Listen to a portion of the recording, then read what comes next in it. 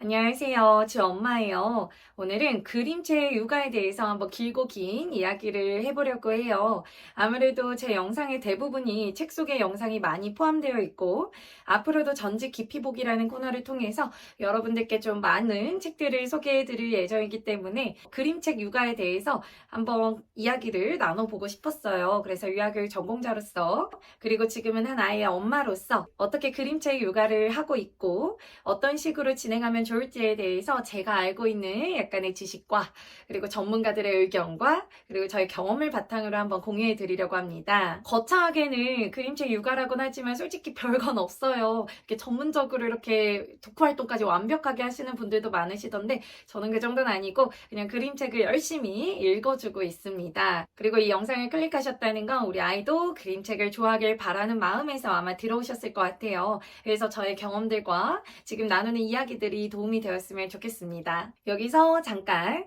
우리 아이가 왜 그림책을 좋아하면 좋겠는지에 대해서 한번 생각해 보신 적 있나요? 저 같은 경우는 책을 굉장히 좋아하는 편이었어요. 아이 낳기 전까지는 책이 저에게는 진짜 친구 같은 그런 존재였던 것 같아요. 그래서 그냥 제 아이도 제가 느꼈던 그 감정들을 똑같이 느끼게 해주고 싶었어요. 책이 얼마나 재밌고 환상적인 일들이 펼쳐질 수 있는지, 그리고 책을 자꾸 읽다 보면 확실히 표현력이 좋아지거든요. 그래서 저는 그런 표현력도 좀 배우길 바랬습니다. 그게 제가 책을 진짜 열심히 읽어주는 이유인 것 같아요. 뭐 공부 잘하고 이런 거는 뭐 그래주면 땡큐지만 아니어도 상관없고 자기 표현을 잘 하고 책을 통해 더 많은 경험을 쌓기를 바랬어요. 여튼 저의 동기는 이러한데 여러분들은 어떠신지 한번 생각해 보시면 좋을 것 같아요.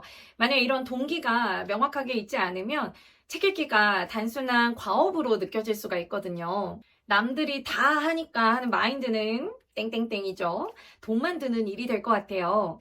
책 읽기가 목표 지향적이 되면 안 되겠지만 전문가들 의견으로는 자기주도 학습을 시작하는 초등 고학년부터는 이 책 읽기가 빛을 발한다고 하니 이 또한 동기가 되려면 뭐 될 수는 있을 것 같아요. 그렇다고 해서 그림책 읽기 자체가 공부라고 생각한다는 건 굉장히 큰 오산이겠죠. 이어서 말씀드리면 책 읽기의 효과는 유아기 때 그림책을 많이 읽어두면 될수록 창의력과 사고력이 한껏 발달할 수 있다는 점이에요. 모든 것을 경험만으로 체득할 수는 없겠죠. 그래서 여러 가지 상상력이 더해진 그림책을 읽으면서 자신만의 세계를 확장해 나갈 수 있습니다. 이렇게 그림책 읽기를 잘 시작한 아이들은 나중에 커서도 엉덩이가 굉장히 무겁다고 해요. 듣기에 익숙하고 보기에 익숙하기 때문입니다. 따라서 초등학교에 적응하는 생활부터 그림책 읽기가 수월했던 친구들은 좀 부담감이 적다고 해요. 아무래도 앉아서 교과서를 읽는 일이 그렇게 어려운 일이 아니라는 거에 대해서 이미 알고 있기 때문이겠죠. 자, 그럼 어떻게 하면 그림책 읽기를 즐겨 할 수 있을지에 대해서 한번 생각해 볼게요.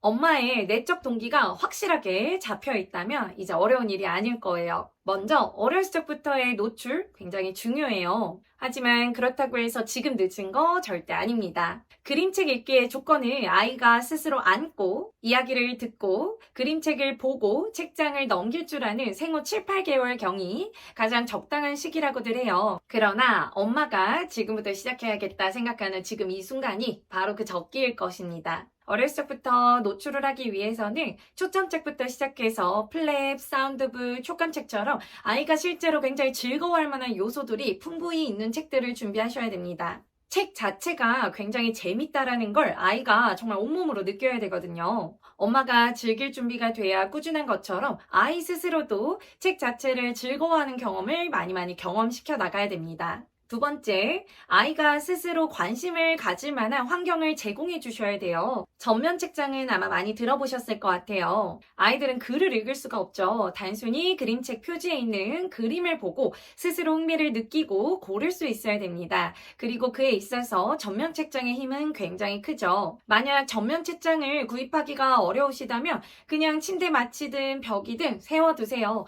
저도 친정집에서 주말 부부를 할 때 전면 책장을 드릴까 말까 고민하던 시기에 책 노출은 해주고 싶고 그냥 벽에다 세워두었습니다. 그리고 더 할 수 있다면 책은 좀 어디에서나 볼 수 있도록 하는 게 좋아요. 저 같은 경우는 거실에 전반적인 책장을 두어서 많은 책이 그곳에서 읽힐 수 있도록 도와주고 여기 촬영하고 있는 이 지호방에서는 전면 책장을 뒷면에다 두고 또 회전 책장을 앞에다 두어서 아이가 교구놀이를 하다가도 언제든 책을 읽고 싶을 때는 꺼낼 수 있도록 환경을 마련해주고 있습니다. 하지만 자극적인 장난감으로부터는 조금 멀리 두셔야 돼요. 책 읽기는 조용한 영역이기 때문에 쌓기놀이, 역할놀이, 그리고 음률 영역과 같은 조금 소음이 발생하는 영역과는 좀 분리를 해두어서 집중할 수 있도록 하는 환경을 제공해 주는 것도 중요합니다. 또한 청각적인 노출도 있으면 좋겠죠. 예를 들어 동화구연 CD나 음이 제공되는 말놀이 CD가 있다면 그냥 틀어두세요. 아이가 어느새 흥얼거리게 되고 관심을 갖게 되는 모습을 볼 수 있을 거예요. 예를 들어 프레벨의 말하기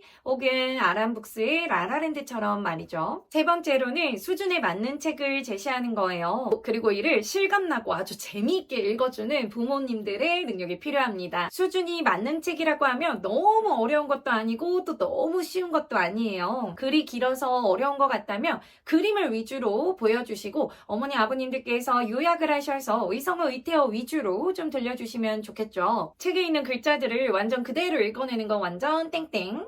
재미없게 읽어주지 마시고 최선을 다해 재미있게 아이가 흥미를 가질 수 있도록 읽어보세요. 네 번째로는 아이의 관심사를 먼저 체크해보세요. 똥 얘기를 좋아하는 친구들이라면 똥이 많이 등장하는 이야기들을 골라보시고 자동차를 좋아한다면 자동차를 다루고 있는 책들을 또 찾아보시고 공주님들을 좋아한다면 공주님들이 등장하는 이야기들을 재밌게 들려주시는 거예요. 아이가 관심 있어 하는 주제라면 아이는 정말 그 이야기에 홀딱 빠져들 거예요. 그래서 아이의 관심사를 먼저 체크해 주시는 것도 중요합니다. 다섯 번째는 지루해질 때쯤 새로운 책들을 제시해 주는 거예요. 지우라고 해서 뭐 항상 책 읽기를 좋아하는 건 아니에요. 그건 아니고 그냥 그 시기가 오면 지나가게 둡니다. 혹은 기존의 책들이 조금 지겨워서 너무 반복적으로 읽어서 지겨움을 느끼는 것 같다라고 판단이 된다면 새로운 책들을 또 제시해 주어요. 새로운 책들이 너무 많을 필요도 없고 그냥 적당히 몇 권 정도 추려내서 또 제시해주면 그 재미에 푹 빠지게 되죠. 그림책 읽기에 다시 재미를 붙이게 된다면 기존에 있던 책들도 또 한 번 다시 살펴보는 아이의 모습을 볼 수 있을 거예요. 여섯 번째로는 도서 영역별 다양한 책을 제시해주는 거예요. 그림책은 지식책과 이야기책으로 나뉘게 되는데 이야기책은 창작, 명작, 전래, 그리고 생활동화로 이루어져 있습니다. 그리고 그 외적인 부분들이 지식책으로 들어가게 됩니다. 혹시나 너무나 한쪽으로 좀 치우쳐서 고르고 있지는 않는지 고려해 보시는 것도 좋을 것 같아요. 일곱 번째로는 독후 활동이 함께 연계되면 좋겠죠. 독후 활동이라고 해서 뭐 엄청 대단한 건 아니에요. 그냥 책을 읽고 나서 이야기 나누기도 독후 활동이 될 수 있고 관련된 장소에 한번 방문해 보기. 예를 들어서 자연관찰책을 읽고 동물원이나 식물원에 방문해 보는 것처럼 내가 할 수 있는 아주 작은 노력들을 한다면 아이의 흥미는 충분히 크게 증폭될 수 있을 거예요. 지우 같은 경우는 요즘 빠진 책이 백희나 작가님의 책들인데 관련 전시회를 다녀오고 나서부터 더욱더 빠져들고 있는 것 같아요. 여덟 번째로는 잠자리 독서의 중요성입니다. 낮에 책을 안 읽는 아이여도 밤에 읽는 습관이 잡혀 있다면 영영 책을 놓지 않을 거예요. 엄마와의 하루 마무리의 느낌으로 교감을 하는 시간이 되기도 하죠. 그래서 전문가들은 14세까지는 엄마가 함께 책을 읽어주는 시간이 아이와 교감을 하기 위한 좋은 방법 중에 하나라고 합니다. 저는 그래서 지우의 침대 옆에 전면 책장을 두어서 자기 전에 지우가 고른 책 3권, 그리고 제가 고른 책 2권, 총 5권 정도를 잠자리 독서에서 활용을 하고 있어요. 그날 읽은 책들은 저 같은 경우는 일주일씩 전면 책장에 두지 않고 바로바로 빼내서 다른 책으로 매일매일 교체를 해주고 있습니다. 그러면 편식하지 않고 책을 골고루 읽을 수 있어요. 자, 그렇다면 책을 고르는 기준에 대해서 한번 말씀드려 볼게요. 잘 모르시겠으면 그냥 대중적인 책들을 고르세요. 그 시기에 엄마들이 많이 읽히는 책들은 검색하시면 다 나와요. 그렇게 읽히시다 보면 아이에게 잘 맞는 책, 그리고 나에게 잘 맞는 책들도 잘 보이는 눈이 길러질 거예요. 단행본들이 좋다는 이야기가 많이 있긴 하지만 그건 부모님들의 좀 취향 차이인 것 같아요. 잘 고른 전집이 아이와 엄마에게 잘 맞을 수도 있고 배울 점이 많을 수도 있고 흥미를 불러일으킬 수도 있기 때문에 뭐 단행본을 고집해야지 전집을 고집해야지 할 필요는 없을 것 같아요. 그냥 가장 중요한 건 엄마도 흥미가 있어야 되고 아이도 흥미로운 책이어야 된다는 거예요. 그래야 엄마도 자꾸자꾸 손이 가고 자꾸자꾸 읽어줄 수 있거든요. 주의할 점으로는 새로운 책을 제시하기 위해 늘 그것만 찾지 않으셨으면 해요. 반복 독서가 중요하다는 건 아마 모두들 아실 텐데 아이가 책을 반복적으로 읽음으로써 새로운 관점이 계속해서 쌓이게 되겠죠. 따라서 아이가 충분히 책을 반복해서 읽을 수 있는 시간을 갖도록 해주세요.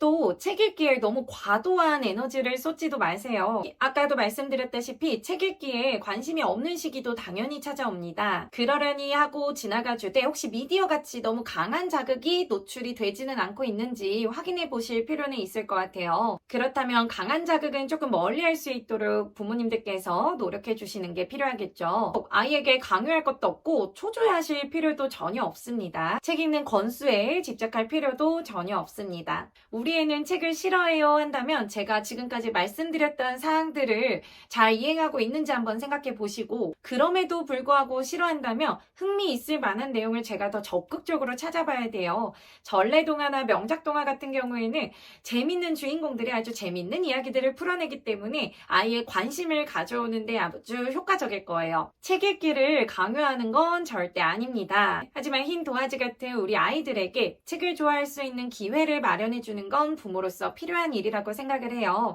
아무리 노력을 해도 우리 아이의 선택을 받지 못했다면 어쩔 수 없지만 기회는 언제든 마련해주고 그 기회가 너무 늦지 않게 마련해 주셨으면 좋겠어요. 부모님들의 노력 없이는 아무리 좋은 책이라도 아이들에게 노출이 될 수 없기 때문에 더 늦기 전에 아이에게 새로운 또 즐거운 경험을 안겨줄 수 있었으면 좋겠습니다. 그럼 오늘도 시청해 주셔서 감사하고요. 다음번에도 전집 깊이 보기 2탄으로 오겠습니다. 그럼 오늘도 감사합니다. 안녕.